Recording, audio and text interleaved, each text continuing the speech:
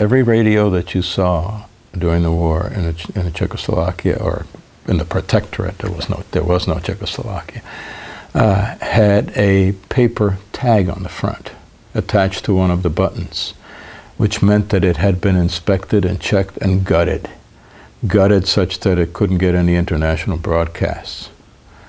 And every Czech was smart enough, almost every Czech was smart enough to be able to fix it.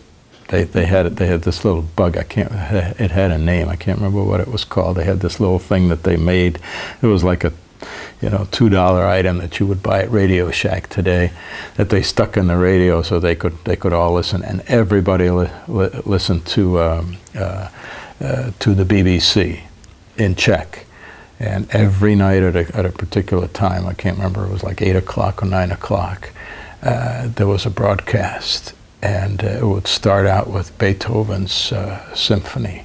It went boom, boom, boom, boom. It would start out like that. And it would say, the first two words would be, Volá Londýn, London is calling. And at first I would sneak behind the door and I would listen to these broadcasts, because it was the only truth we got about what was going on in the war. Because otherwise it was all propaganda, and the Germans were always winning, whether it was on the Russian front or anywhere else. But this was the true story about the war. So that's how I knew. Eventually, after about a year or so, they knew that I'd been listening, so they just let me sit in the room with them each evening. So that's how I knew what was going on in the war. And